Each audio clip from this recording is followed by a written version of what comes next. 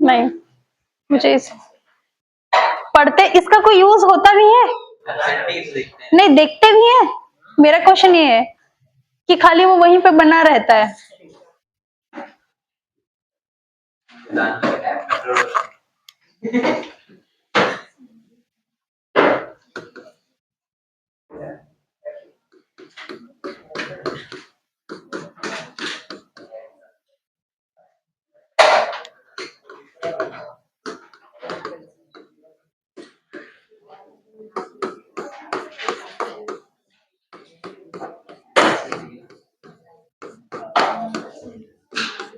Question लिखो जल्दी जल्दी।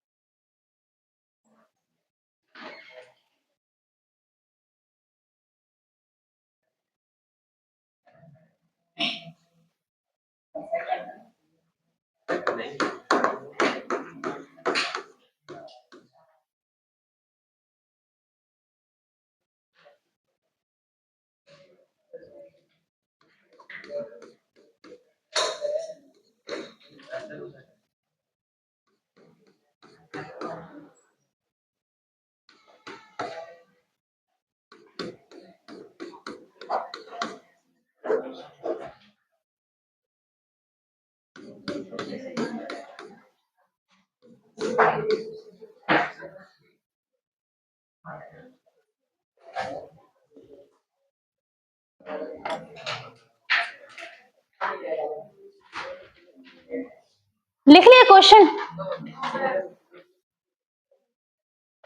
क्वेश्चन लिखो, पंचायत बाद में करना।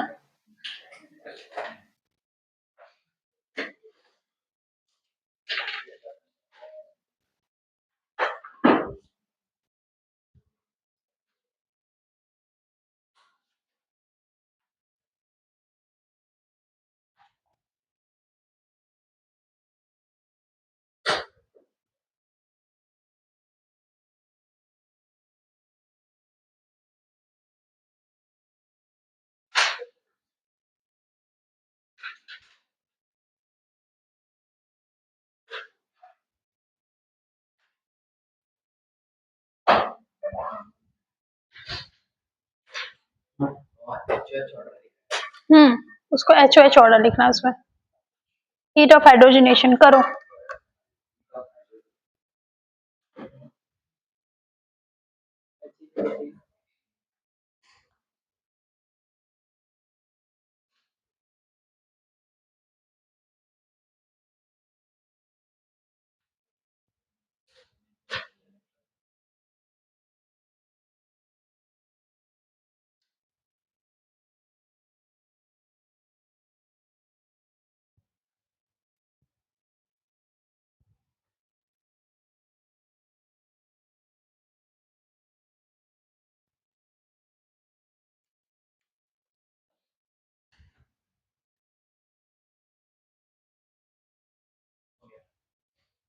आंसर आ गया?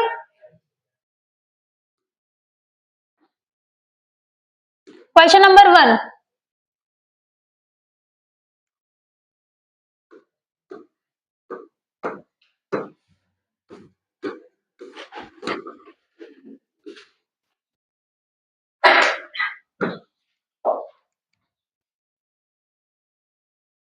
क्वेश्चन नंबर 1 का आंसर बोलो।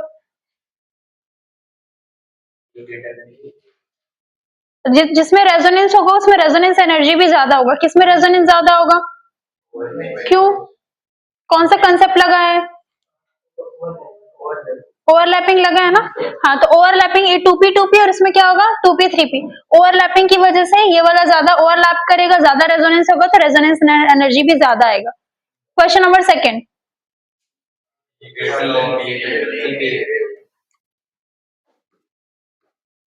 CBA, ठीक है, लेकिन इसमें एक और चीज ऐड करना कि अगर रेजोनेंस एनर्जी बस पूछे तो कौन सा ऑर्डर होगा? CBA।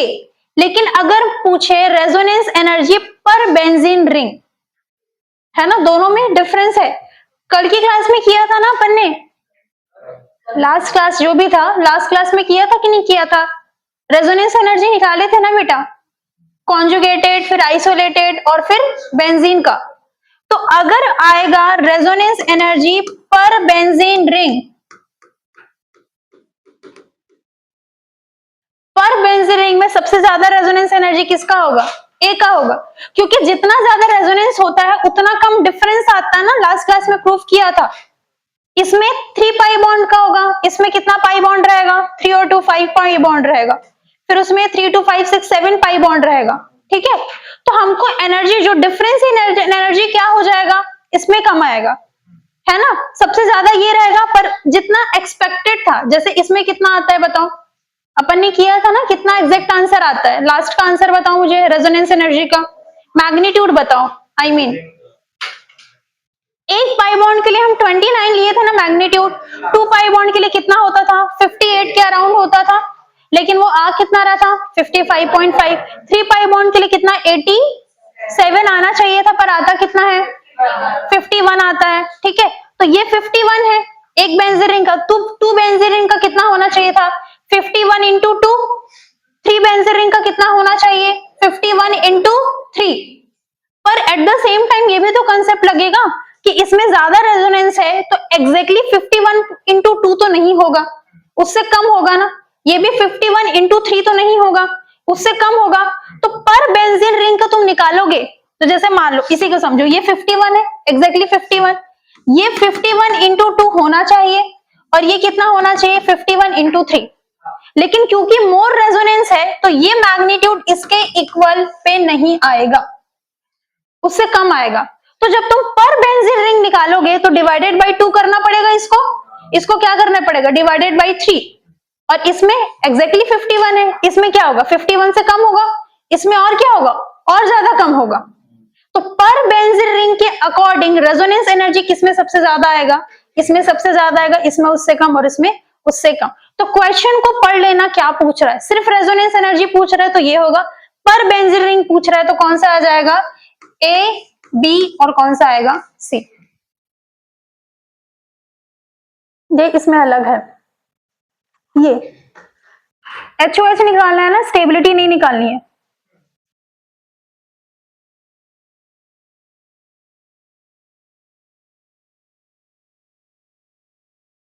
पूरा कंसेप्ट लगाओगे, आइसोलेटेड, कॉन्जुगेटेड, क्यूमुलेटेड, उसके अकॉर्डिंग बनाओगे।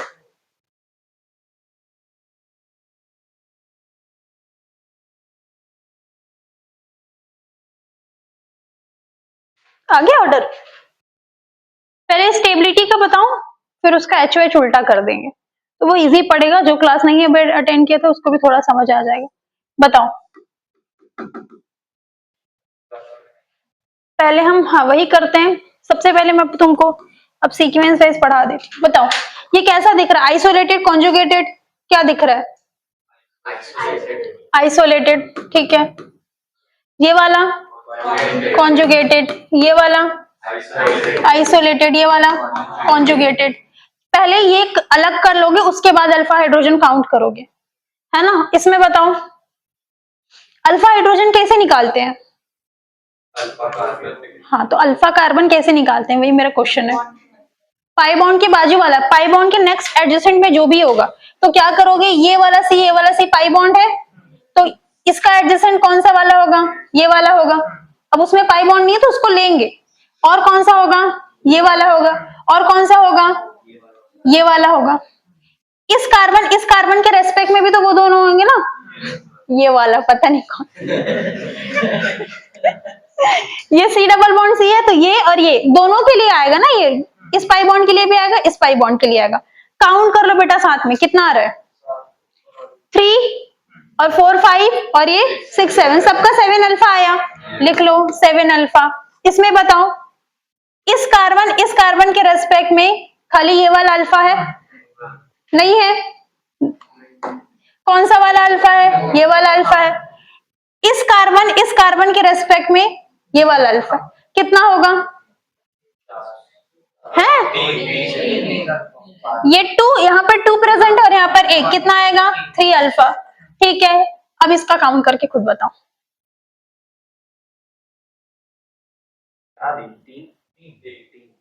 तीन आ रहा है, ठीक है। ये कार्बन, ये वाला अल्फा होगा, ये कार्बन, ये वाला अल्फा होगा, कोई तो और है नहीं। कितना अल्फा हो गया? 3 अल्फा। इसमें बताओ 7 है यहाँ पे, ठीक है।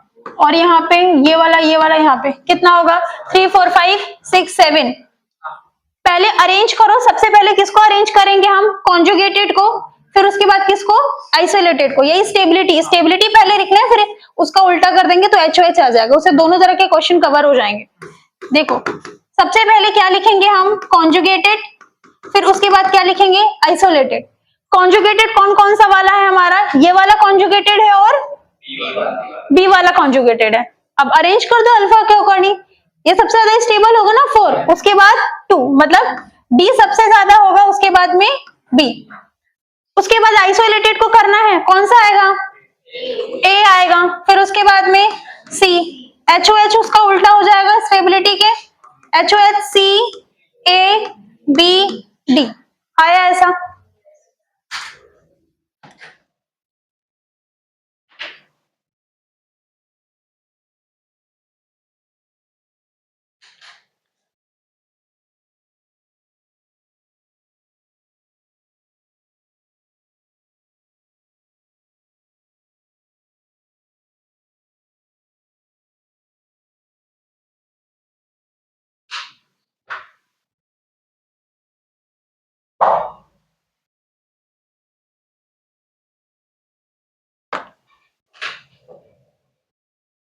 लिख रहे हो?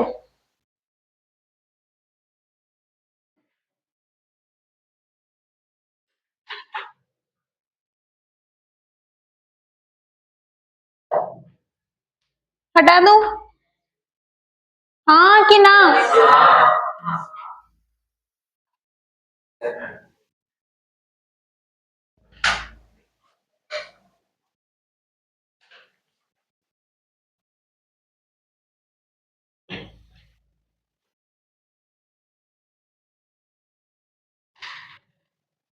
टॉपिक डालो, हीट ऑफ कंबशन।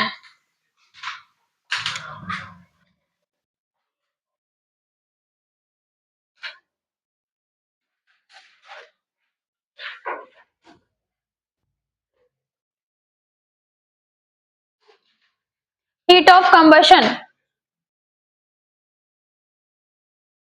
अगर हमारे पास में कोई हाइड्रोकार्बन कंपाउंड है, हाइड्रोकार्बन मतलब कि जिसमें क्या होते हैं? कार्बन और हाइड्रोजन। हाइड्रोकार्बन वाले कंपाउंड को हम क्या करेंगे? बर्न करेंगे। किसके प्रेजेंस में बर्न करते हैं हम? ऑक्सीजन, मतलब एटमॉस्फेयर में क्या करते हैं? बर्न करते हैं। तो जैसे ही बर्न करेंगे हमको प्रोडक्ट में क्या मिलता है? Carbon dioxide plus water. तो जब हम, और स्टैंडर्ड क्या मान के चलेंगे कि जो भी हम कंपाउंड लेंगे उसको कितना लेंगे? 1 मोल लेंगे। तो 1 मोल हाइड्रोकार्बन वाले कंपाउंड को जैसे ही हम बर्न करेंगे O2 के प्रेजेंस में, तो जितना अमाउंट ऑफ हीट रिलीज होता है उसी को हम क्या बोलते हैं? Heat of combustion. Heat release हो रहा है तो एक्सोथर्मिक है कि एंडोथर्मिक है? हीट रिलीज हो रहा है तो कौन सा प्रोसेस होगा तुम्हारा? एक्सोथर्मिक प्रोसेस होगा। कोई सा भी हाइड्रोकार्बन कंपाउंड का अगर तुमको प्रोडक्ट बनाने के लिए पूछेगा, उसका जनरल फॉर्मूला होता है केमिस्ट्री में CXHY। आता है? बोलो CXHY प्लस क्या होगा? प्लस बोलो,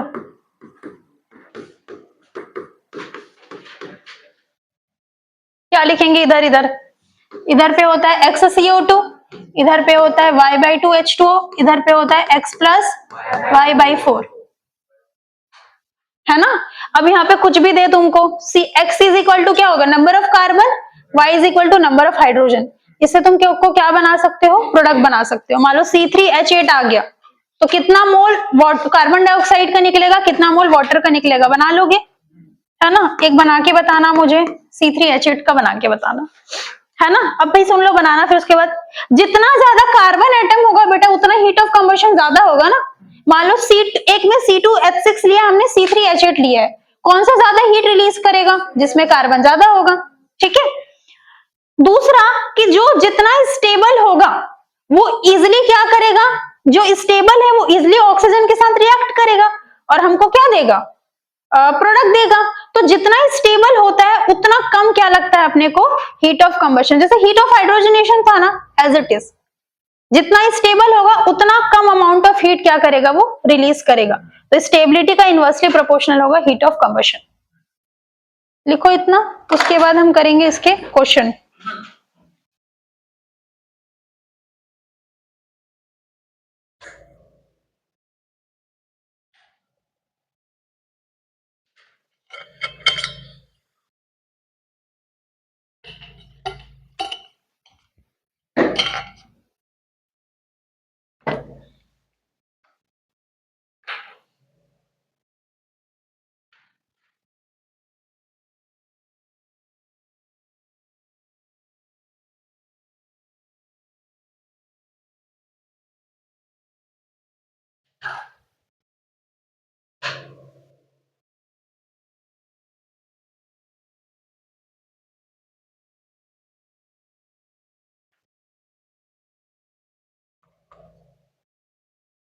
ये मोल कॉन्सेप्ट में भी आता है इसका, इस इक्वेशन का क्वेश्चन ना,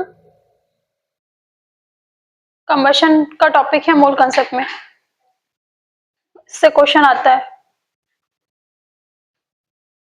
मोल निकालते हैं ना, मोल इक्वेट करते हैं जब रिएक्टेंट और प्रोडक्ट का, तब कितना मोल CO किस पे लिखा है,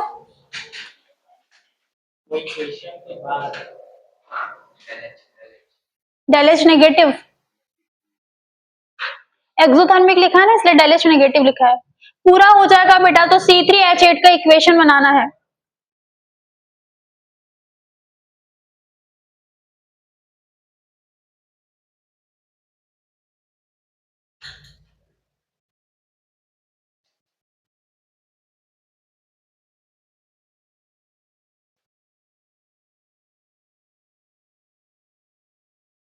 हो गया तुम लोग का इक्वेशन भी बन गया।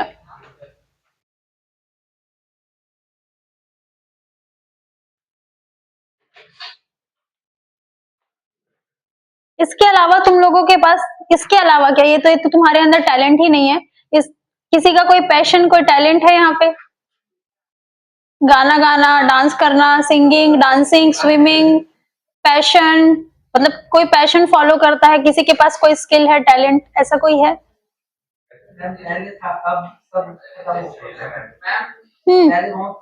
क्या है?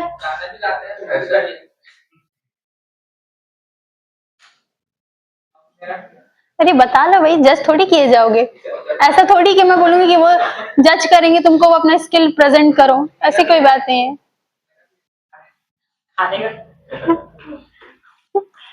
अगर ये टैलेंट में काउंट होगा तो फिर मैं सबसे पहले लाऊंगी खाना और दूसरा सोना।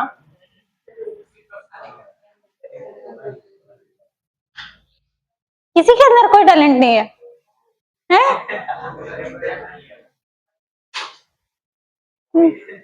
हाँ, हॉबी ही बता दो।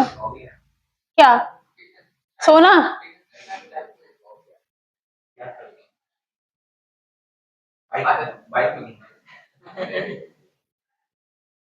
जी हॉबी। और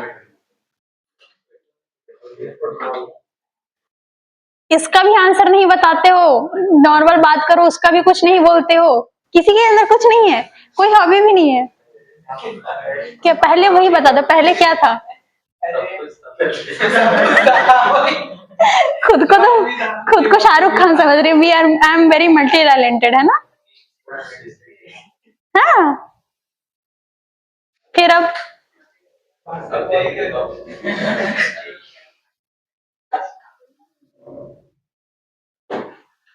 और बाकी? हाँ, हाँ, बोलो C3H8 का आंसर ही बोल दो, अब तुम लोग बता तो पा रही हो। C3H8 प्लस, और कितना CO2 आ रहा है, और वाटर 4H2O, सबका ऐसा आ रहा है।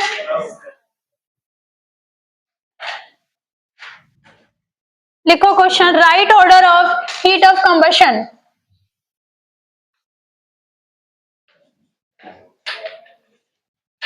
हीट ऑफ कंबशन का ऑर्डर लिखना है।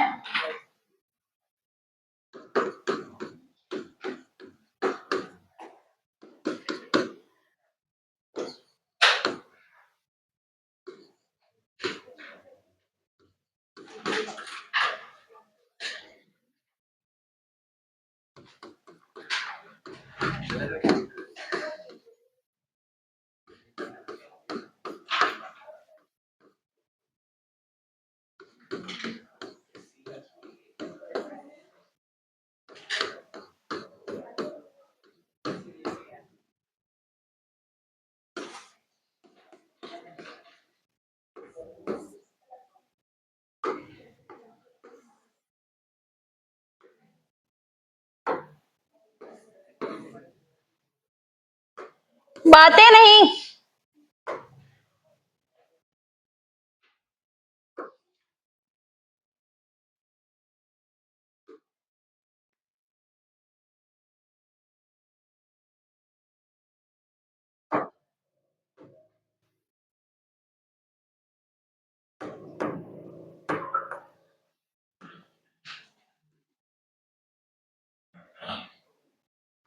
भाई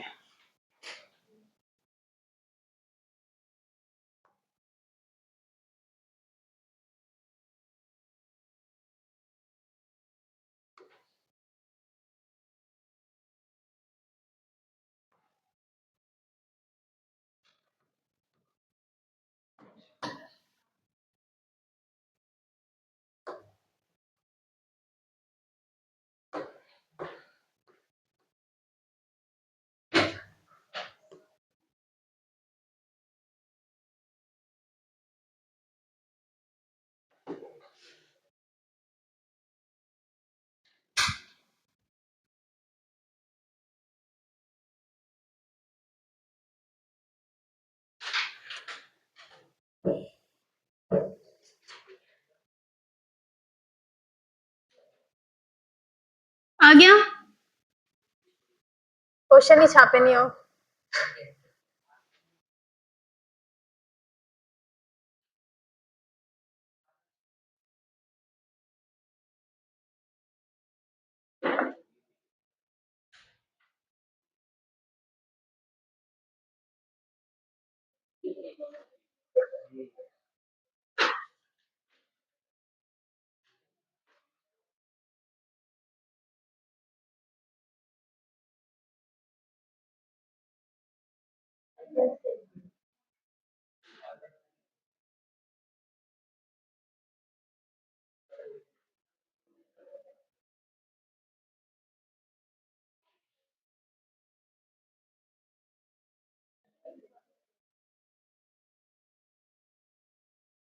क्वेश्चन नंबर 1 कराई हूँ लास्ट क्लास में, स्टेबिलिटी में ना।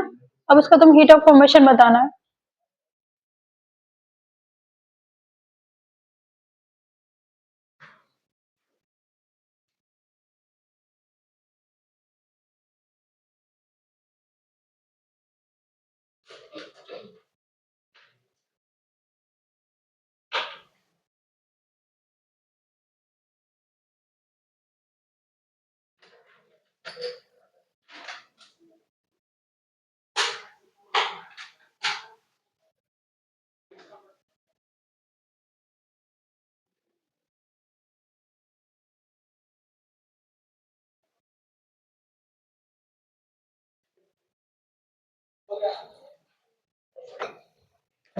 बोलो आंसर।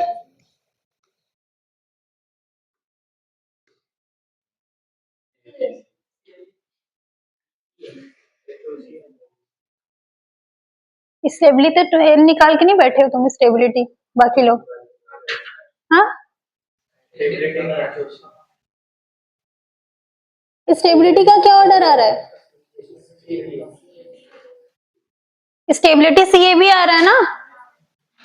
किस सी भी आ रहा है पक्का?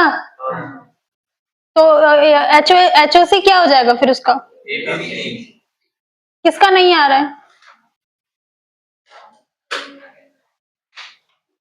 लास्ट क्लास नहीं आए थे क्यों? रीजन बताओ, कोई वैलिड रीजन हो तो समझ आए। ये नहीं कि टेस्ट के लिए पढ़ना था या घूमने जाना था, नहीं, कोई वैलिड रीजन बताओ। या मन नहीं कर रहा था?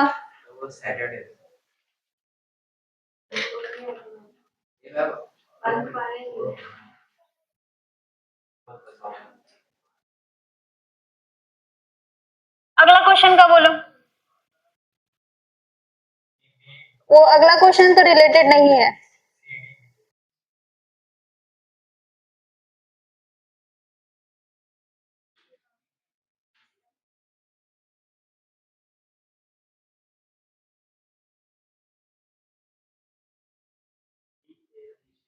और भांति भांति के आंसर ले आओ। एचओसी बताना है ना, एचओसी ही बताना है, सब में एचओसी ही बताना है। अरे तुम लोग एबीसीडी पढ़ा रहे हो क्या मेरे को? D B C A B C D.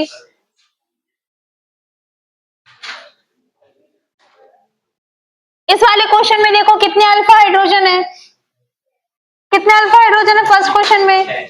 6 alpha, यहाँ पे 6 अल्फा, यहाँ पे 6 अल्फा। अल्फा हाइड्रोजन सेम होता है तो कैसे देखते हो, क्या करते हो उसके बाद? अल्फा हाइड्रोजन सेम हो जाता है तो कौन से फैक्टर, फैक्टर पूछ रही हूं मैं, इसी से बता दिए। इसमें और इसमें तो चलो रिपल्शन लगा दिया होगा तुमने, उसमें क्या लगाया?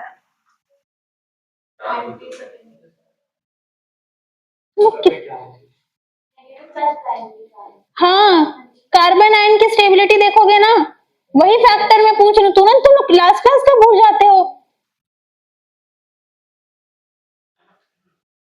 जब अल्फा हाइड्रोजन सेम हो जाएगा तो क्या देखोगे भाई? अल्फा हाइड्रोजन क्यों निकाल रहे हो जब तुम इसमें हाइपर कॉन्जुगेशन लगा रहे हो ना? हाइपर कॉन्जुगेशन लगा रहे हो तो क्या होगा? H प्लस निकलेगा तो नेगेटिव चार्ज छोड़ेगा कि नहीं? बता दो तो कहां पे आएगा इसमें नेगेटिव चार्ज? अब मैं नहीं बताऊंगी ये क्वेश्चन। तुम लोग को ये तक समझ नहीं आ रहा है कि नेगेटिव चार्ज कहां पे आएगा? कॉपी को पन्ना पलट के देख लिया करो। ऐसा नहीं तो 3 क्लास पहले का मैं पूछ रही हूँ, 1 क्लास पहले का तुमको याद नहीं रहता, वो भी शाम की क्लास थी। इसमें कहां पे आएगा नेगेटिव चार्ज?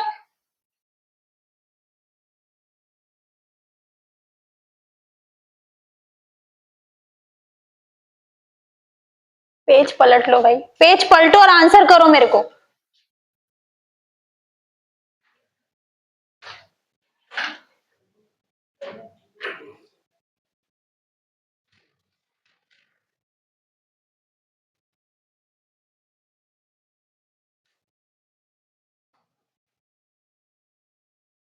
उस पे मैंने CS3 लिखा था क्योंकि समझाना था, पहली क्लास थी, मतलब ये कॉन्सेप्ट पहली बार समझा रही थी।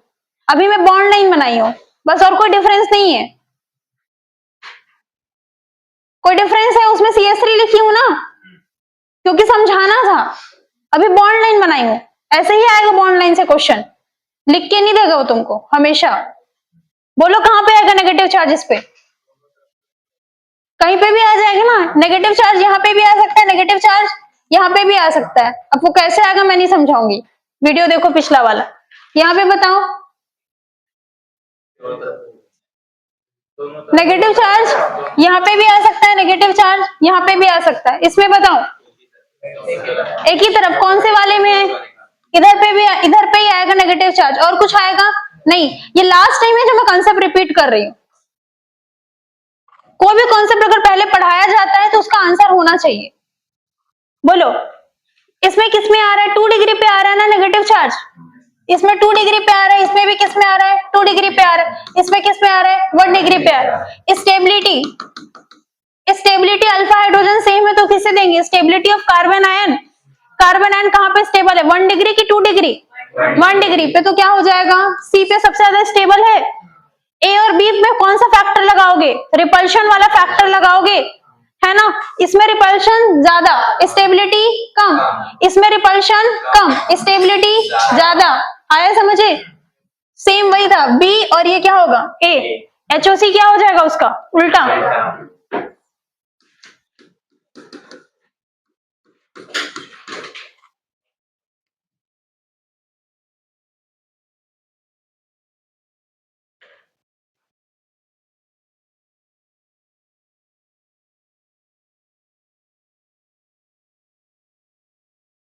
अगला बोलो, एचओसी का क्या सबसे पहले क्या लिखे हो? नंबर ऑफ पाई बॉन्ड लिखे हो या स्टेबिलिटी लिखे हो? सॉरी नंबर ऑफ कार्बन लिखे होगे ना, HOC में क्या लिखोगे, नंबर ऑफ कार्बन।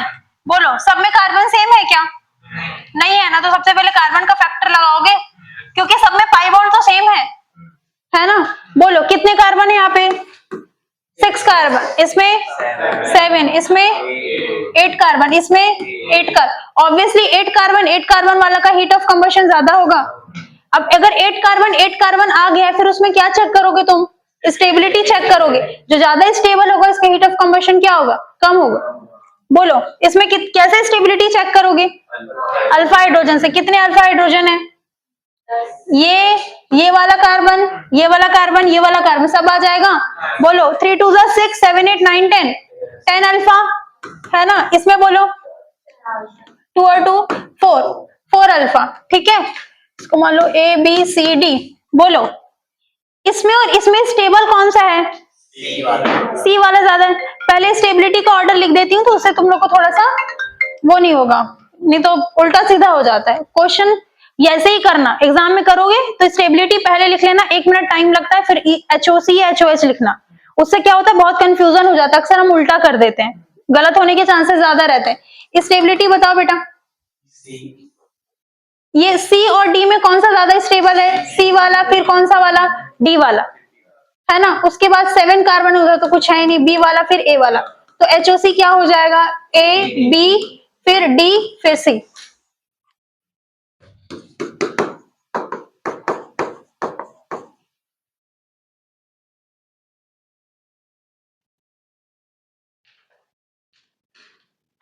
एक बार ट्राई करो, ये क्या दिमाग लगा पाते हो। 1 मिनट का टाइम दे रही हूँ फिर मैं एक्सप्लेन करूंगी, ज्यादा टाइम नहीं दे रही हूँ क्योंकि कोई मतलब नहीं बनेगा नहीं। जो भी कंसेप्ट एक बार लगा के देखो क्या आंसर आ रहा है। HOC लिखना ना, HOC के लिए पहले क्या लिखोगे, स्टेबिलिटी। पहले स्टेबिलिटी लिख लो फिर उल्टा करना। उल्टा लिख दिया क्या मैंने,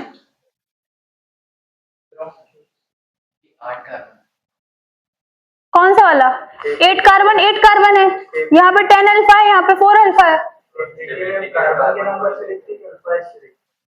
कार्बन का नंबर तो सेम है ना, नहीं अगर बाकी में देखेंगे आप बाकी के ऑर्डर के हिसाब से लिखो ना। हाँ तो इसके लिए हमने क्योंकि HOC लिखा है ना तो नंबर ऑफ कार्बन के इक्वल लिया है, समझाने के लिए लिया है, ऐसा कुछ कहीं पर रूल नहीं है, समझ रहे हो बेटा। स्टेबिलिटी का ऑर्डर ही, स्टेबिलिटी का ऑर्डर नहीं, स्टेबिलिटी फिर अलग कंसेप्ट से होगा। मैंने अभी समझाने के लिए लिखा है क्योंकि हमको हीट ऑफ कंबशन का ऑर्डर लिखना है ना। हीट ऑफ कंबशन में क्या लेना है, सबसे पहले इसको तो अलग कर दो, एक काम करो इसके लिए मत लिखना, फिर इसके लिए मत लिखो, इन दोनों के लिए लिख लो स्टेबिलिटी, अगर कंफ्यूजन हो रहा है तो, ठीक है। अभी समझाने के लिए लिखा था, क्यों, क्योंकि बहुत गलत हो जाता है। HOC में अक्सर बच्चे कंफ्यूज हो जाते हैं, उल्टा सीधा कर देते हैं, इसलिए मैं जनरली ऐसे पढ़ाती हूँ। इसमें बहुत कम होता है कि गलत हो, हमेशा सही आंसर आता है। तो 2-3 चीजें कंसेप्ट चलते रहता है, अलग ऑर्डर उल्टा हो जाता है। हाँ बोलो, ACB, ठीक है। और जल्दी बताना है ना बेटा, इसमें टाइम मत लगाओ, कोई मतलब नहीं है।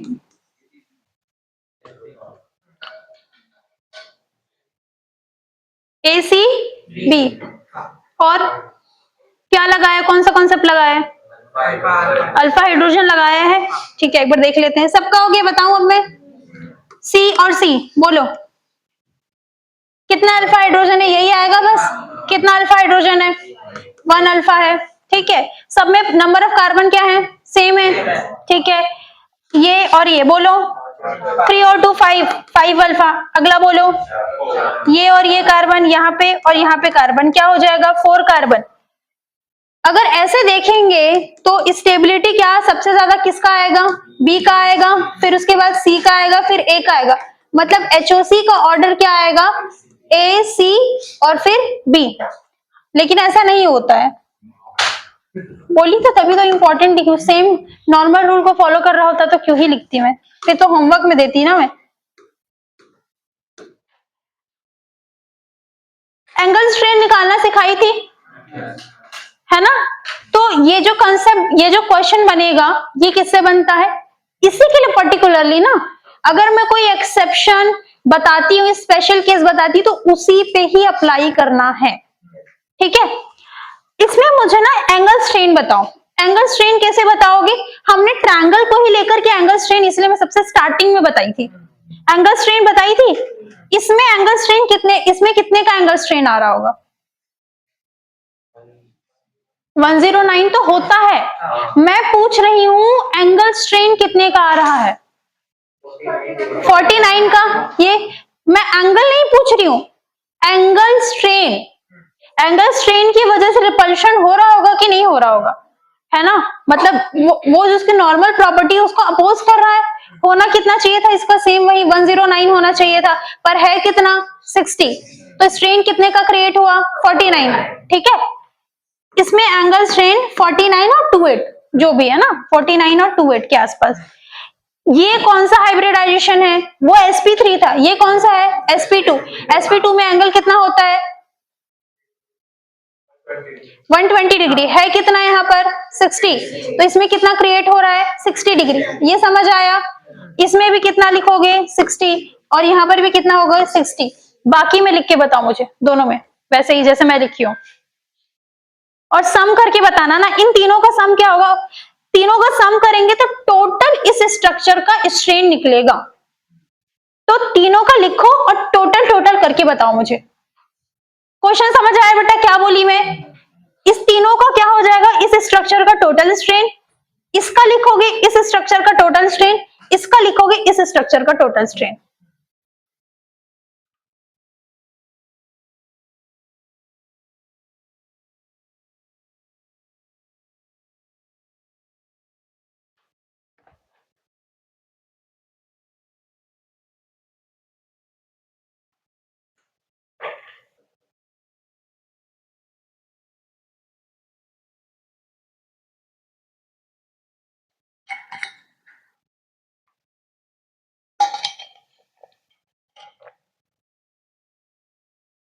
हम अच्छा, एक और रीजन, कभी अगर क्वेश्चन में आए कि हम ये जो प्रॉपर्टी है एंगल स्ट्रेन वाला, वो इसी में ही क्यों लगा रहे हैं?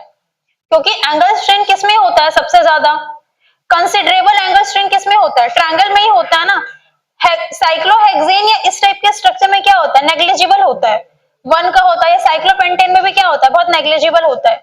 इसलिए यहाँ पर एंगल स्ट्रेन का फैक्टर लगा है। बाकी सब में होता है बट वो उतना कंसिडरेबल नहीं होता।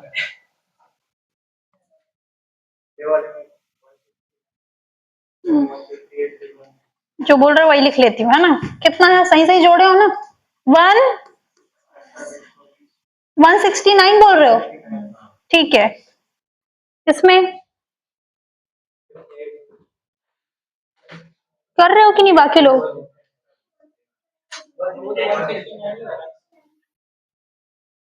ठीक है। इसमें भी 169 होगा ना? इसमें 60, इसमें भी क्या होगा? 60 और इसमें 49। ठीक है, 169 हो गया। इसमें क्या लिखोगे? 60 ना, डबल बॉन्ड है ना, कार्बन का हाइब्रिडाइजेशन देखो, sp2 है, तो क्या लिखोगे इसमें? 60, इसमें 49 और इसमें 49। बोलो 158। अब स्टेबिलिटी का ऑर्डर बताओ। एंगल स्ट्रेन डोमिनेटिंग होगा यहाँ पर अल्फा हाइड्रोजन से, है ना? क्योंकि रिपल्शन ज्यादा हो रहा है, अल्फा हाइड्रोजन का क्या ही करेगा वो, है ना? तो जिसमें एंगल कम होगा, एंगल कम मतलब रिपल्शन कम होगा, वो ज्यादा क्या होगा? स्टेबल। ठीक है, तो क्योंकि एचओसी में सबसे पहले किसको कंसिडर करते हो तुम? सबसे पहले नंबर ऑफ कार्बन देखोगे, नंबर ऑफ कार्बन सेम है, उसके बाद स्टेबिलिटी देखोगे ना। तो स्टेबिलिटी के फैक्टर में अल्फा हाइड्रोजन आता है, या तो कोई एंगल आएगा या तो कोई कार्बन आयन आता है। ठीक है, कार्बन आयन यहाँ पे नहीं देखेंगे इसमें, क्योंकि ट्रायंगल है, तो क्या देखेंगे? Angle strain. तो स्टेबिलिटी में पहला जो तुमको प्रायोरिटी देना है वो एंगल स्ट्रेन को देना है, फिर नंबर ऑफ अल्फा हाइड्रोजन को देना है। ठीक है, तो यहाँ पे क्या हो जाएगा? 158 का एंगल स्ट्रेन है, जितना कम एंगल स्ट्रेन उतना ज्यादा स्टेबल, तो क्या हो जाएगा? सी। अब उन दोनों में क्या है? एंगल स्ट्रेन सेम है, तो क्या किससे चेक करोगे फिर? अल्फा हाइड्रोजन से। तो क्या हो जाएगा फिर? बी। फिर ये ए। ये किसका ऑर्डर है? स्टेबिलिटी का। तो हीट ऑफ कंबशन का ऑर्डर क्या हो जाएगा? ए बी फिर सी। हीट ऑफ हाइड्रोजनेशन में भी आ सकता है क्वेश्चन। हीट ऑफ हाइड्रोजनेशन में क्या होगा, वही ए बी सी।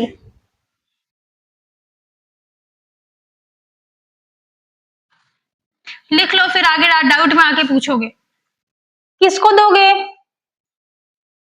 हीट एंगल स्ट्रेन को प्रायोरिटी दोगे किससे, नंबर ऑफ अल्फा हाइड्रोजन से।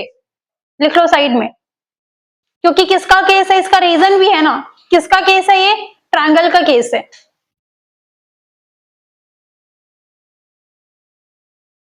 मतलब कि अल्फा हाइड्रोजन उतना कैपेबल नहीं है उसको स्टेबल बनाने में, क्योंकि इसमें स्ट्रेन क्या है, बहुत ज्यादा है, रिपल्शन ज्यादा फील कर रहा है, और इसमें रिपल्शन क्या है, कम है। तो अल्फा हाइड्रोजन कम भी होगा तब भी वो उसको क्या कर रहा है, स्टेबलाइज कर रहा है। बाकी जो क्वेश्चंस है अभी तक के जो टॉपिक है, स्टेबिलिटी, एसिडिक स्ट्रेंथ, कौन कौन से टॉपिक से क्वेश्चन मिलेंगे, acidic strength, basic strength, stability, heat of hydrogenation, sorry hyper conjugation का क्वेश्चन, हीट ऑफ हाइड्रोजनेशन और हीट ऑफ कंबशन। जितने स्पेशल केस है, एक्सेप्शनल केस, वो क्लास में करा दी हूं, बाकी क्वेश्चन जनरल ऑर्डर से बनेगा।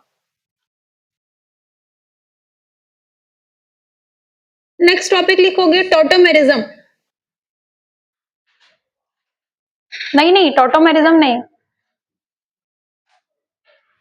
आउट ऑफ जोन चल रही हूँ। इलेक्ट्रोमेरिक इफेक्ट, आया था क्या, मैं तो सर को बोली थी हाइपर कॉन्जुगेशन, और ये इधर इधर का नहीं देना है। क्या था, तो HOH तो नहीं पता रहा होगा उनको जो सेट किए होंगे कि वो उनको लगा होगा हाइपर कॉन्जुगेशन ही टॉपिक छोड़ा होगा, हाइपर कॉन्जुगेशन का नहीं आया था ना। तो जब पेपर बनाने वाला होगा उसको हाइपर कॉन्जुगेशन अलग लगा होगा, हीट ऑफ हाइड्रोजनेशन अलग लगा होगा। आया था, कोई बात नहीं, अगली बार दे देना। कौन सा पेपर फाड़े होगे तुम, पेपर फाड़े हो,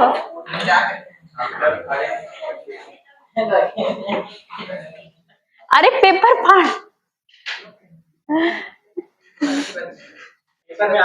मैं क्या करूं, तुम लोग पेपर फाड़ना मतलब ये नहीं था।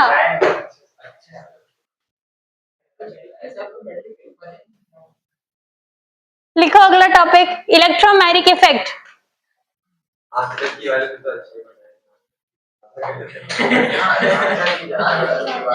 तो आंसर की चेक करना पड़ता है क्या पहले ही, आंसर की हमें चेक करना पड़ता है। तो ये केमिस्ट्री में ही हुआ है कि सारे में होता है ऐसा, बायो में नहीं होता, केमिस्ट्री में बहुत ज्यादा है, बायो में नहीं रहता है। तो हर बार होता है, तो आंसर की तुम लोग को पहले भेज देते हैं, फिर तुम उसको चेक करते हो। क्या चेक भी हम ही लोग कर रहे हैं।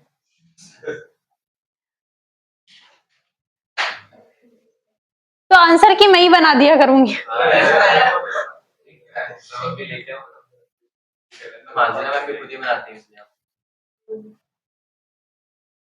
देखो इलेक्ट्रोमैग्नेटिक इफेक्ट का मतलब होगा बेटा, रुको रुको पहले लिखो, सी डबल बॉन्ड, सी दिख रहा है, बॉन्ड को ब्रेक करोगे, ठीक है, ये तो इक्विवेलेंट, दोनों इक्वल है ना, कार्बन कार्बन।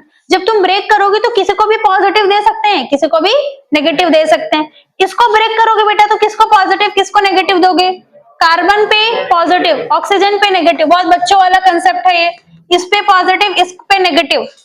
मान लो कि इलेक्ट्रोफाइल आया, इलेक्ट्रोफाइल कैसा होता है, पॉजिटिवली चार्ज या नेगेटिवली चार्ज, इलेक्ट्रोफाइल बोल रही हूँ, पॉजिटिवली चार्ज होता है। तो पॉजिटिवली चार्ज है तो कहां पे आके अटैच होगा, ऑक्सीजन पे या कार्बन पे, ऑक्सीजन पे। जो नेगेटिव साइट होगा, साइट जो नेगेटिव साइट होगा वहां आके अटैच होगा। मान लो कि न्यूक्लियोफाइल आएगा तो कहां पे आएगा, जो पॉजिटिव साइट है यहाँ पे आके अटैच होगा। यही होता है इलेक्ट्रोमैग्नेटिक इफेक्ट, इलेक्ट्रॉन का डिस्प्लेसमेंट। अब डिपेंड करता है कि उसको ब्रेक करना पता होना चाहिए ना भाई, सी डबल बॉन्ड को ब्रेक करना हमको पता होना चाहिए कि किसको तुम पॉजिटिव दोगे और किसको नेगेटिव दोगे। वो कहां से पता चलेगा, इलेक्ट्रोनेगेटिविटी से, ठीक है। बस इतना ही कंसेप्ट है, ब्रेक करना पता होना चाहिए। और हमको ये पता है इलेक्ट्रोफाइल क्या होता है, positively charge, nucleophile negatively charge, opposite side पे जाके क्या करेगा, अटैच होगा, ठीक है। बस इतना ही है, बाकी ब्रेकिंग वेकिंग जो है वो GOC2 में है। इसमें यही डिफिनेशन है बेटा कि शिफ्टिंग किसका हो रहा है। अच्छा, हाइपर कॉन्जुगेशन में शिफ्टिंग वगैरह किसका करते थे हम, सिग्मा बॉन्ड का, है ना। हाइपर कॉन्जुगेशन में सिग्मा बॉन्ड का, रेजोनेंस में क्या होता था, पाई बॉन्ड का मूवमेंट होता था। यहां पर एक तरीके से हम क्या कर रहे हैं, इसको शिफ्ट कर रहे हैं। ब्रेक किसको कर रहे हो, पाई बॉन्ड को ब्रेक कर रहे हो। तो इलेक्ट्रोमैग्नेटिक इफेक्ट में शिफ्टिंग किसका मानेंगे हम, पाई बॉन्ड। अपने आप शिफ्टिंग नहीं हो रहा है ना, हमको कुछ चीज देना पड़ेगा ना यहाँ पर।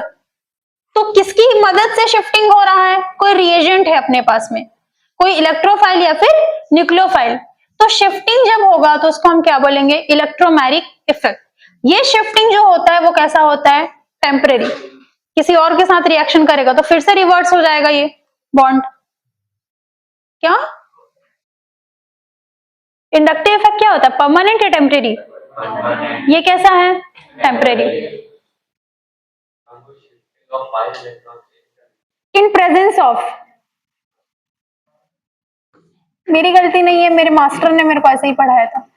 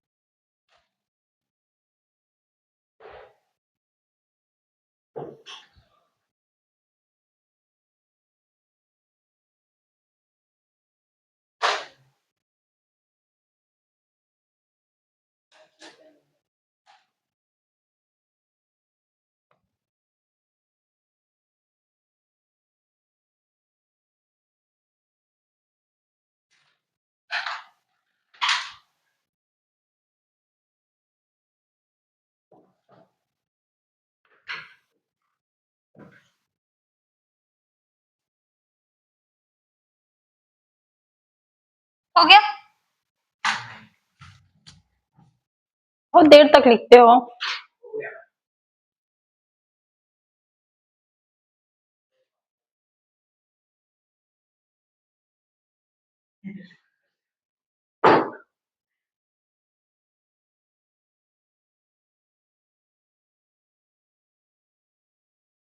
बाकी लोग छापते लेकिन बोलते नहीं है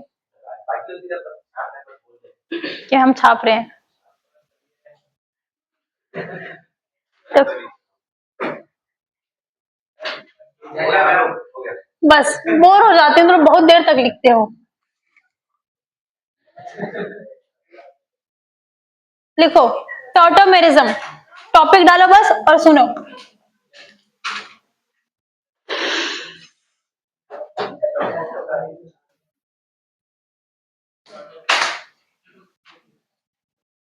लास्ट टॉपिक है, खुशी हो रही है, अच्छा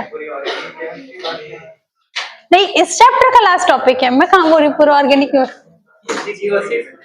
GOC का लास्ट टॉपिक है, GOC 1 का लास्ट टॉपिक है।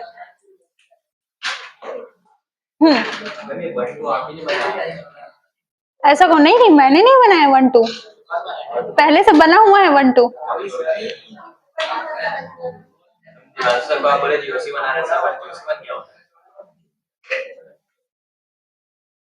तुम लोग मेरे पे ही लगाते, नहीं मैम आप पता नहीं क्या पढ़ा रहे हो, पहली बार पढ़ा रहे हो, GOC2 कहाँ से आ गया। ये लोग बोल रहे GOC2 पता नहीं है इनको, GOC2 होता है, GOC2 होता है बेटा। देखो टोटल ये सब भी होता है, तुमको पता नहीं था। नहीं ये नहीं बोल रही, इसके पहले जो टॉपिक थे ना, जो तुम बोल रहे थे पहले से पता नहीं था, वो भी होता है, तुमको पता नहीं था। ठीक है इधर सुनो, टॉटोमेरिज्म मतलब कि बता, सीधी सी बात है, H+ का मूवमेंट कराना है, एकदम शॉर्ट में समझो। H+ का मूवमेंट को क्या बोलेंगे, टॉटोमेरिज्म। ठीक है, अब ये जो H+ का मूवमेंट होता है ये हमेशा पॉलीवेलेंट एटम में होगा, मतलब H जहां पर आ रहा है उसके अलावा भी कोई और एटम आ रहे होंगे, या तो दो होंगे या तो दो से ज्यादा होंगे। जैसे H है, इसके साथ दो और एटम आ रहे हैं ना, कार्बन और नाइट्रोजन, तो ये इसको दो एटम के साथ में मूवमेंट कराओगे उसको क्या बोलेंगे, डाइड। दो के साथ करा रहे हो तो डाइड सिस्टम। मान लो तीन एटम आ गया तो क्या बोलोगे, ट्राइड सिस्टम। ठीक है, एकदम सिंपल लैंग्वेज में समझो, करना क्या है, इससे अटैच कौन सा है, एकदम बच्चों वाले टेक्निक से समझो नहीं तो बहुत कंफ्यूजन हो। हाइड्रोजन से अटैच क्या है, कार्बन। अब ऑलरेडी जब अटैच है इससे तो और दोबारा तो अटैच होगा नहीं, अब बचा क्या, नाइट्रोजन। तो हाइड्रोजन को कहां दे देना है तुमको, जिससे वो अटैच नहीं है, दे दिया अपन ने नाइट्रोजन को। नाइट्रोजन के पास क्या है, लोन पेयर। एक्सचेंज सिस्टम, अगर इस कार्बन ने, इन दोनों के बीच में एक्सचेंज चल रहा है, अगर इस कार्बन ने अपना हाइड्रोजन नाइट्रोजन को दिया है तो नाइट्रोजन इसको क्या देगा, अपना लोन पेयर। बस यही है क्या, टॉटोमेरिज्म। अब उसको शब्दों में हम थोड़ा सा और पढ़ेंगे, H प्लस का इक्विलिब्रियम में ऑसिलेशन होता है, ये होता है, वो होता है, सब होता है, एकदम टू द पॉइंट। दोनों के बीच जब भी क्या होगा, टॉटोमेरिज्म, एक्सचेंज होता है, एक्सचेंज सिस्टम। अगर अपना हाइड्रोजन जो देगा वो जिसको देगा उससे कुछ लेगा, ठीक है। कार्बन ने इसको दिया हाइड्रोजन तो नाइट्रोजन से क्या लिया, लोन पेयर लिया, ठीक है। अगर नाइट्रोजन से लोन पेयर लिया तो इस पे क्या आ जाएगा, पॉजिटिव चार्ज, ठीक है। यहां पर बताओ बेटा क्या होगा, इस ऑक्सीजन से कनेक्टेड है ना। अब हाइड्रोजन किसको दे देगा, इसको क्या बोलेंगे, ट्राइड बोलेंगे ना, 1 2 3 ट्राइड सिस्टम। तो हाइड्रोजन कहां पे चला गया, नाइट्रोजन के पास चला गया नाइट्रोजन के पास में। तो इस ऑक्सीजन के पास क्या आ जाएगा, तुम्हारा लोन पेयर आ जाएगा, और उसने दिया तो उसके ऊपर क्या आ जाएगा, पॉजिटिव चार्ज, ठीक है। कॉन्सेप्ट समझ में आया। अब इसका इंग्लिश सुन लो, क्या हो रहा है, H प्लस का ऑसिलेशन हो रहा है, मूवमेंट हो रहा है, किसमें हो रहा है, पॉलीवेलेंट में हो रहा है, ठीक है। इसकी वजह से ये दोनों जो है वो इक्विलिब्रियम पे है, यहां से यहां ट्रांसफर हुआ है तो यहां से वापस भी तो हो सकता है। भाई नाइट्रोजन है तो नाइट्रोजन मान लो फिर से कार्बन को दे दिया तो वापस रिवर्स यही स्ट्रक्चर आ जाएगा। इसलिए हम इसको क्या बोलते हैं कि ये किसमें है, डायनामिक इक्विलिब्रियम पे, यहां से यहां कन्वर्ट हो रहा है तो यहां से बैक भी हो सकता है, ठीक है। ये टू फॉर्म पे एग्जिस्ट करता है, ये एक फॉर्म हुआ, ये एक दूसरा फॉर्म हुआ, तो दो टू फॉर्म पे एग्जिस्ट करेगा, इसको हम क्या बोलेंगे, टॉटोमर्स, ठीक है। ये जो टॉटोमर्स होता है इसको डाइट्रोपिमस भी बोलते हैं, इसको हटा दो, काम करनी है, ये वर्ड आएगा ही नहीं तुम्हारे में, टॉटोमर्स लिख लो, जब एडवांस के लिए पढ़ाया जाएगा तब बता देंगे।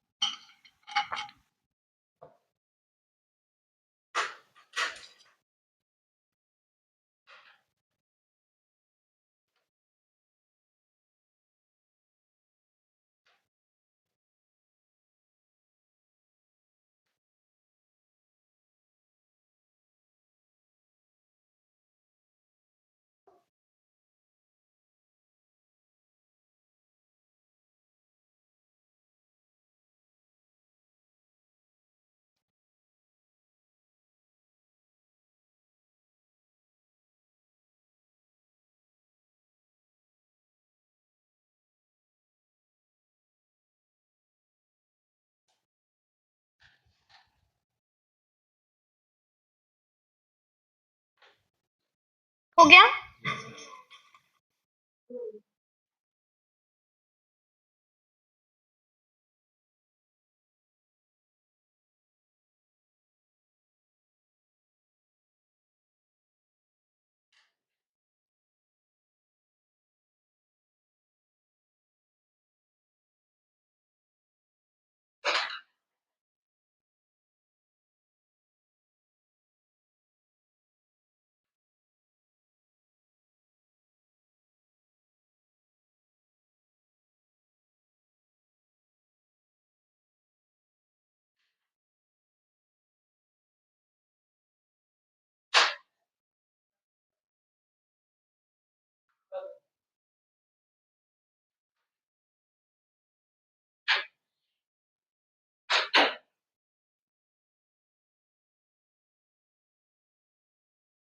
नेक्स्ट है ट्रायड सिस्टम।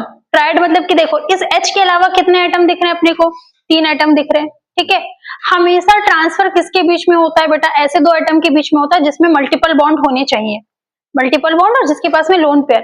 देखो इनके बीच में मल्टीपल बॉन्ड है, ये कनेक्टेड है इससे, H से कनेक्टेड कौन सा है X, बट वो Y को ट्रांसफर नहीं करेगा, ठीक है, क्योंकि Y के पास लोन पेयर भी नहीं है और Y जस्ट इससे, इसको बोलते हैं स्पेस टॉटोमर।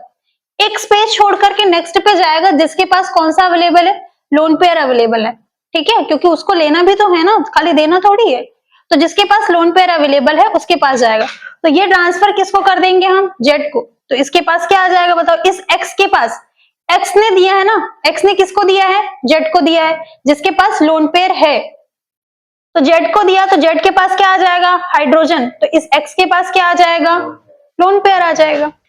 इसको हम बोलते हैं ट्रायड सिस्टम और स्पेस टॉटोमर भी बोलते हैं। एक स्पेस छोड़ के जब होगा तो स्पेस टॉटोमर भी बोला जाता है इसको। हाँ लगा था पॉजिटिव नेगेटिव, वो तो समझाने के लिए लगाते हैं। जब कीटो इनॉल बनाओगे तो उसमें उतना जरूरी नहीं होता पॉजिटिव नेगेटिव बनाना।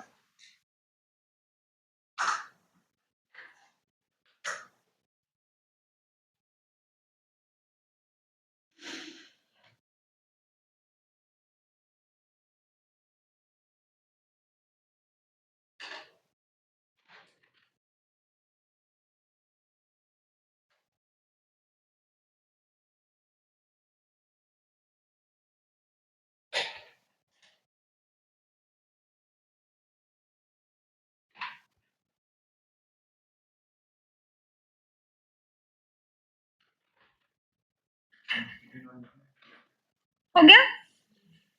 नेक्स्ट टॉपिक लिखो कीटो इनॉल टॉटोमेरिज्म, ये बहुत इंपॉर्टेंट है। सही, कीटो इनॉल टॉटोमेरिज्म टॉपिक डालो बस।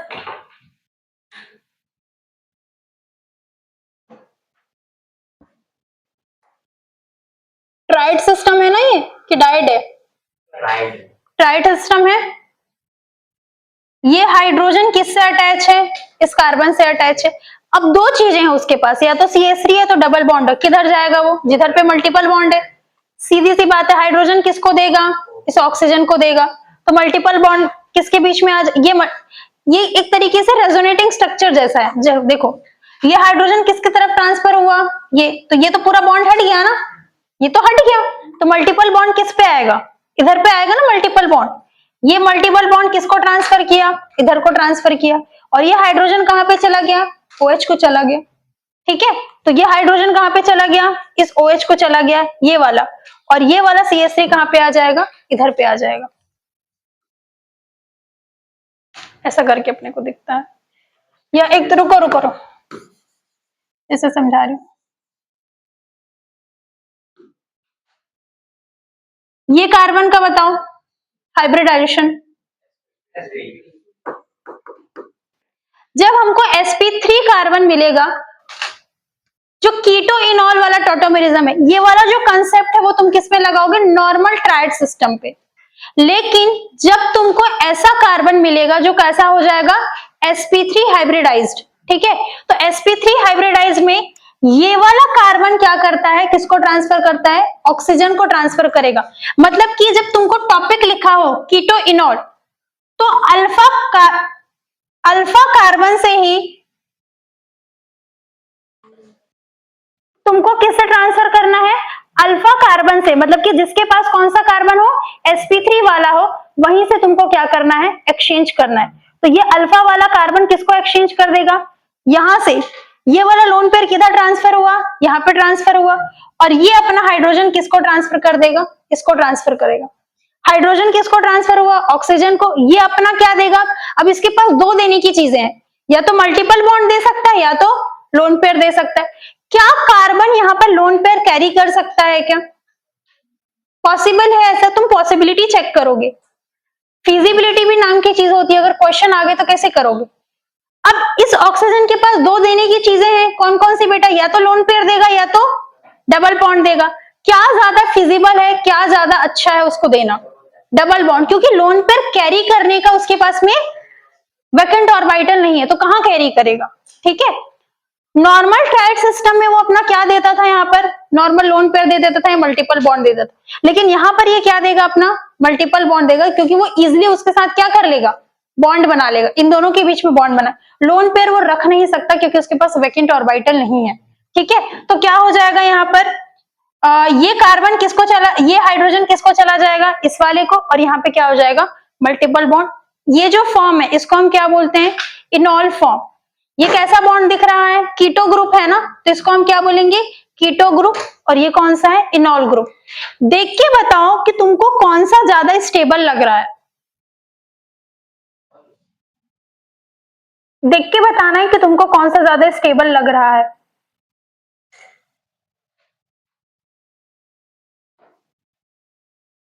रीजन भी बताना ना।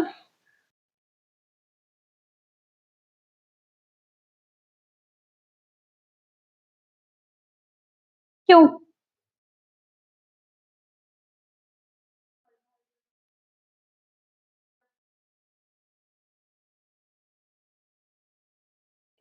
नहीं ऐसा तो नहीं है, ये तो मैंने कीटो से पढ़ा है, इनोल से भी पढ़ाते हैं लोग। इनोल को रिएक्टेंट ले लेंगे, कीटो बना देंगे, दोनों। उसका इक्विलिब्रियम का मतलब ही होता है ना कि यहां से यहां कन्वर्ट हुआ तो यहां से यहां भी तो कन्वर्ट हो सकता है। समझ आ रहा है, मेरा क्वेश्चन ये कि कौन सा फॉर्म तुमको स्टेबल दिख रहा है, जरूरी नहीं कि कीटो से ही स्टार्ट करे, बहुत बार क्वेश्चन में इनॉल से स्टार्ट करता है। फिर स्टेबिलिटी बताओ, स्टेबिलिटी पढ़े हो ना, क्यों, रीजन तो बताओ क्यों स्टेबल है।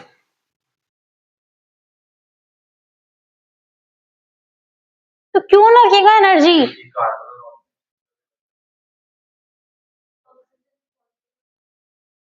यहाँ पे अपन देखेंगे तो ऑक्सीजन यहाँ पे ये दे रहा है ना अपना मल्टीपल बॉन्ड, तो अपना बॉन्ड क्या कर रहा है, लूज कर रहा है। इसके ऊपर क्या चार्ज लगाओगे तुम, पॉजिटिव चार्ज लगेगा ना, है ना, इस पे क्या लगेगा, पॉजिटिव, इस पे क्या लगेगा, एक तरीके से ले रहा है तो नेगेटिव, मतलब वो तो बॉन्ड में ही चला गया। तो सबसे मेन चीज जो है, जो तुमको कंपैरिजन यहाँ से समझ आ जाएगा, चार्ज आ रहा है ना, एक तरीके से ये क्या है, न्यूट्रल है। इनॉल वाले में हमेशा क्या आता है, चार्ज आता है, कीटो वाला हमेशा क्या होता है, न्यूट्रल होता है। इसलिए मोस्ट ऑफ द केसेस में कीटो ज्यादा स्टेबल होता है इनॉल से।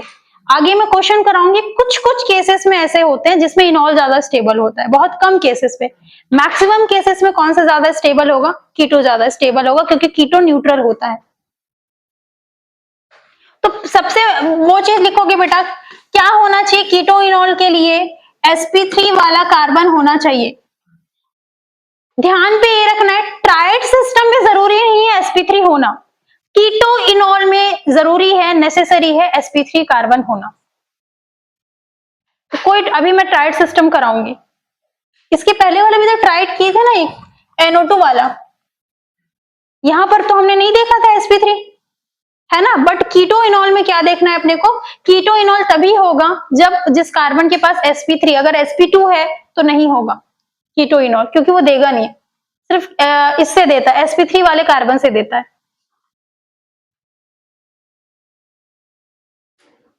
नोट करो।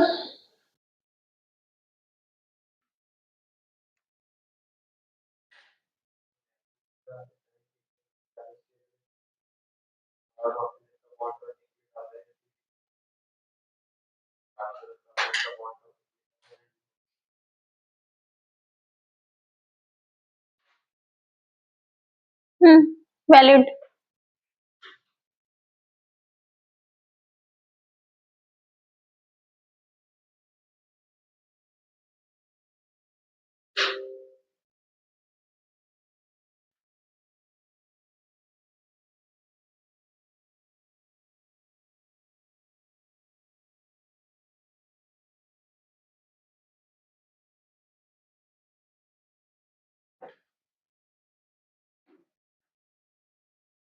हो गया,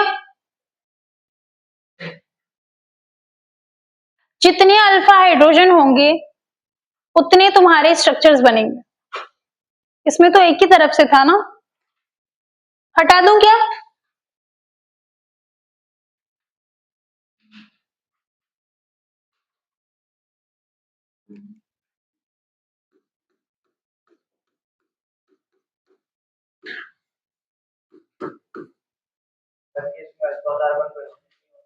हाँ, अल्फा कार्बन sp3 होना चाहिए, sp2 नहीं होना चाहिए, नॉर्मल हाइड्रोजन भी नहीं होना चाहिए अगर कीटोइनॉल है तो।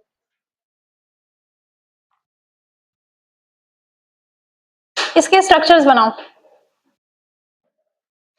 कितने स्ट्रक्चर्स बनेंगे?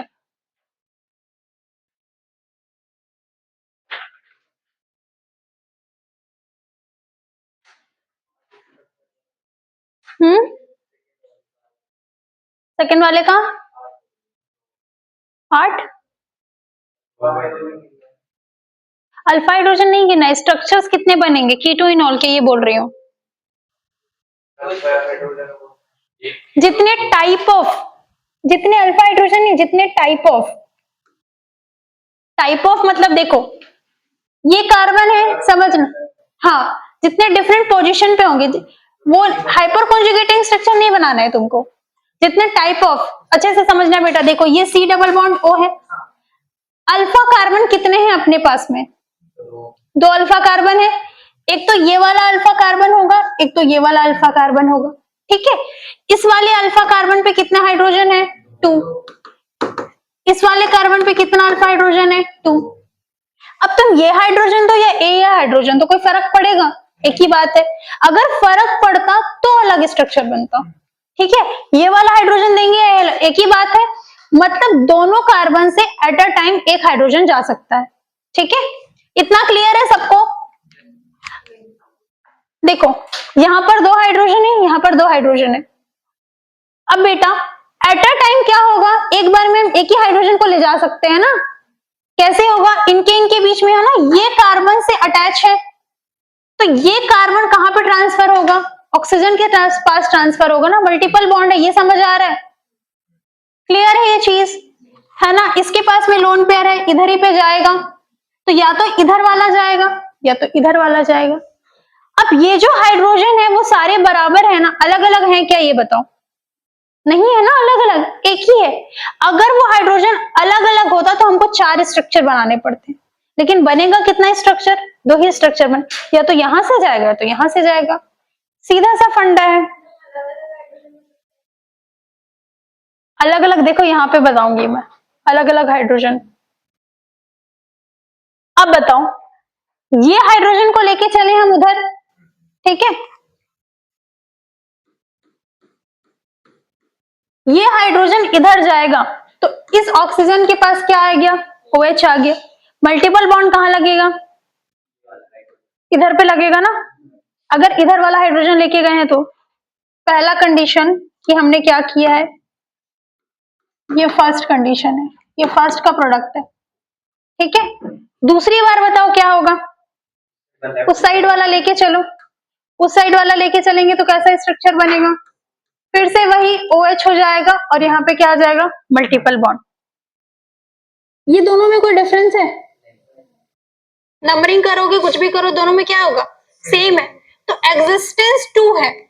अगर तुमको टोटल स्ट्रक्चर पूछे, ये कीटो फॉर्म होगा और ये उसके क्या बनेंगे? 2 इनॉल फॉर्म्स। 2 इनॉल फॉर्म्स भले वो क्या है, इक्वल है, बट कितने तरीके का तुम इनॉल फॉर्म बना सकते हो? 2 तरीके का अपन क्या बना सकते हैं? इनॉल फॉर्म। ये भी एग्जिस्ट कर सकता है और ये भी एग्जिस्ट कर सकता है। इसके एग्जिस्टेंस का भी 50% प्रोबेबिलिटी है, जैसे रेजोनेंस में होता है ना, इसके एग्जिस्टेंस का भी 50% प्रोबेबिलिटी और इसके एग्जिस्टेंस का भी 50% प्रोबेबिलिटी है। जितने अल्फा कार्बन होंगे, ये से समझना, जितने अल्फा कार्बन होंगे उतने ही क्या बनेंगे? तुम्हारे स्ट्रक्चर बनेंगे। अल्फा हाइड्रोजन पे डिपेंड नहीं कर रहा, किस पे डिपेंड कर रहा है? अल्फा कार्बन पे। और वो अल्फा कार्बन भी कौन सा हाइब्रिडाइजेशन में होना चाहिए? sp3। तो जितने नंबर ऑफ अल्फा कार्बन होंगे sp3 वाले, उतने ही क्या बनेंगे? स्ट्रक्चर बनेंगे। बनाओ इसका, बनाओ बनाओ, बन गया।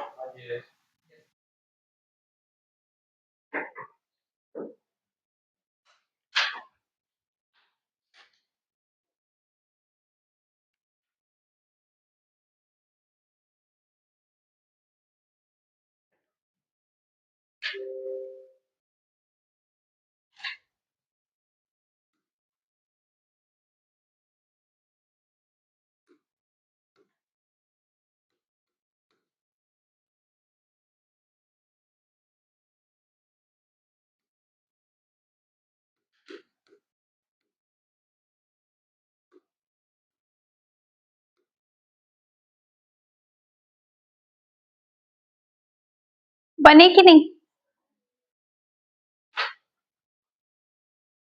सबका बन गया ये? इसमें और कोई पॉसिबिलिटी है स्पेस ऑटोमराइजेशन की?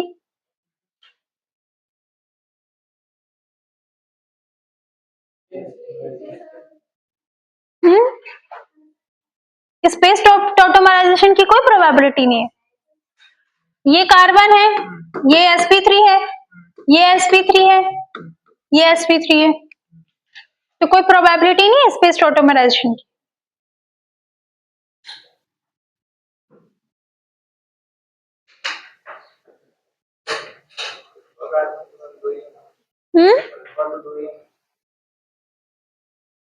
ये बीटा होगा, ये गामा होगा। जो इसको क्या बोलते हैं, ये वाला जो हम अल्फा कार्बन कर रहे थे उसको हम क्या बोलेंगे? Alpha tautomerisation. ठीक है, उसके नीचे पॉइंट लिखो, ये कर लिया इतना, लिखो beta tautomerisation also possible for open chains. Beta tautomerisation के ऐसे स्लैश में लिख लेना space, space tautomerisation, space tautomerisation also possible for open chain. बता रही क्लोज के लिए पॉसिबल नहीं है। लिखो नेक्स्ट, ये लिख लिया, उसके नीचे लिखो इन रिंग सिस्टम और closed chain, in ring system और closed chain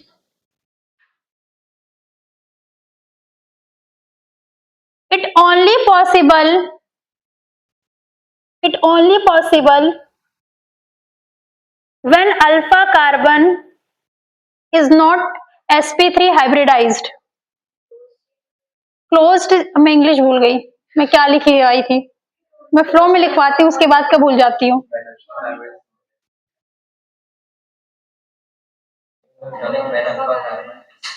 is not sp3 hybridized। अगर अल्फा कार्बन नहीं होगा, मान लो कि ऐसा है, ऐसा ऐसा मैं समझा देती हूँ। जो सेकंड पॉइंट लिखा है ना उसका मीनिंग समझा रही हूँ बेटा। ऐसा है, अगर इसको टॉटोमराइजेशन कराना था तो ये कार्बन है, ये तुम्हारा अल्फा है, ये तुम्हारा अल्फा है, ये तुम्हारा बीटा है, ये तुम्हारा बीटा है, ये तुम्हारा क्या है, गामा है। यहां से हो सकता है क्या टॉटोमराइजेशन? नहीं हो सकता, यहां से भी नहीं हो सकता। तो क्या करेगा, sp3 ढूंढते ढूंढते जाएगा, sp3 मिलेगा कहां पर इसको? गामा पे। तो अब ये क्या करेगा, इसको बोलते हैं स्पेस टॉटोमराइजेशन। तो रिंग सिस्टम बीटा गामा तक तभी जाएगा जब उसके पास अल्फा में नहीं रहेगा, अल्फा में भी नहीं रहेगा, बीटा में भी नहीं रहेगा, तब वो कहां जाएगा? गामा की तरफ में जाएगा। ठीक है, इसी कंडीशन पे जाएगा रिंग सिस्टम। जबकि ओपन सिस्टम क्या करता है, इजिली चला जाता है क्योंकि वो ओपन है। रिंग में क्या होता है, कॉम्पैक्ट नेचर का होता है, उसमें बॉन्ड एंगल्स वाला भी रीजन रहता है। बॉन्ड एंगल की वजह से वो मूवमेंट नहीं कर पाता। अगर उसको अल्फा में मिलेगा तो अल्फा में स्ट्रक्चर बना के वो खुश रहता है, लेकिन ओपन वाला क्या करता है, पूरे पॉसिबल नंबर ऑफ प्रोडक्ट्स बनाएगा। जहां तक स्पेस मिलेगा तो स्पेस में भी बना लेगा, बीटा में भी बना लेगा, गामा में भी बना लेगा। ठीक है, पर रिंग वाला क्या करता है, अल्फा में नहीं मिला फिर वो बीटा में जाएगा, बीटा में नहीं मिला तब वो गामा में जाएगा। अगर उसको अल्फा में मिल जाएगा तो यहीं तक बना लेगा वो प्रोडक्ट, फिर वो बीटा गामा नहीं जाएगा। ठीक है, तो अब बताओ प्रोडक्ट कैसे बनेगा बेटा इसका? ये गामा है ना, यहां से जाएगा तुम्हारा हाइड्रोजन, कहां पे जाएगा? OH में जाएगा, यहाँ पे OH में गया। अब पाई बॉन्ड किधर पे आएगा?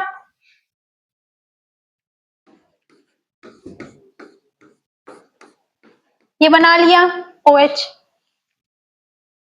अब ये OH बना लिया, ऐसा इधर पे OH बनेगा। अब होगा क्या, यहां पर ये रिंग अपने आप को स्टेबलाइज करने के लिए टॉटोमराइजेशन कर रहा है। पाई बॉन्ड किधर पे शिफ्ट होगा? इस वाले पे, है ना। ये कहां पे शिफ्ट होगा? इधर पे। ये वाला पाई बॉन्ड कहां पे शिफ्ट होगा? ए।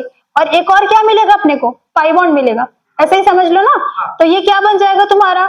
Aromatic ring.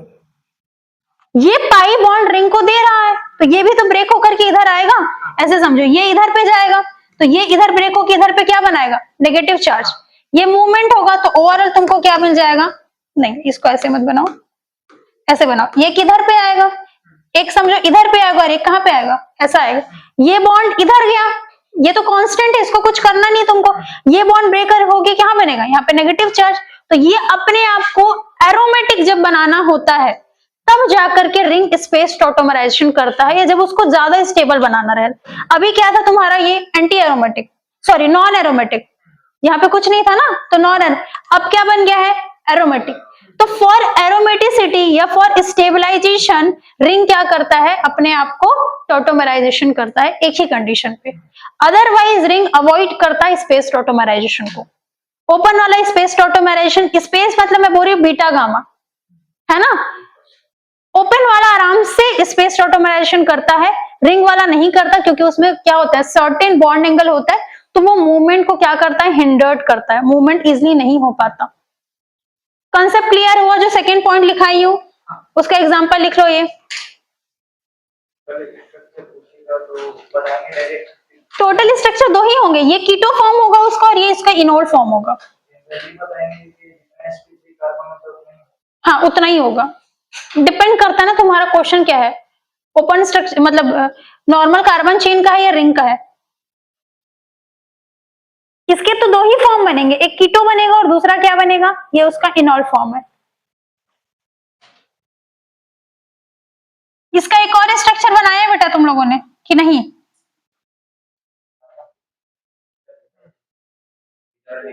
बीटा वाला बना लो। ओवरऑल 3 बनेंगे ना, ये बनेगा।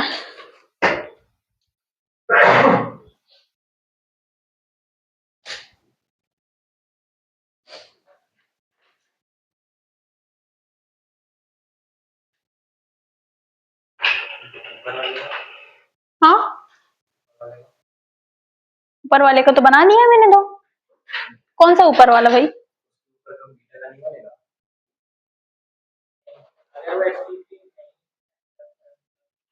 sp3 नहीं होगा तब तो आगे बढ़ोगे, मिल गया तो क्यों ही आगे बढ़ोगे रिंग में।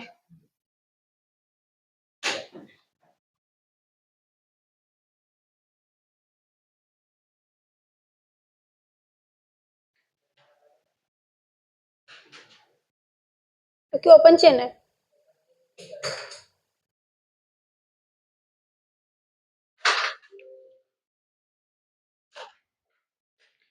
टेस्ट पेपर में डाउट है बहुत लोग को।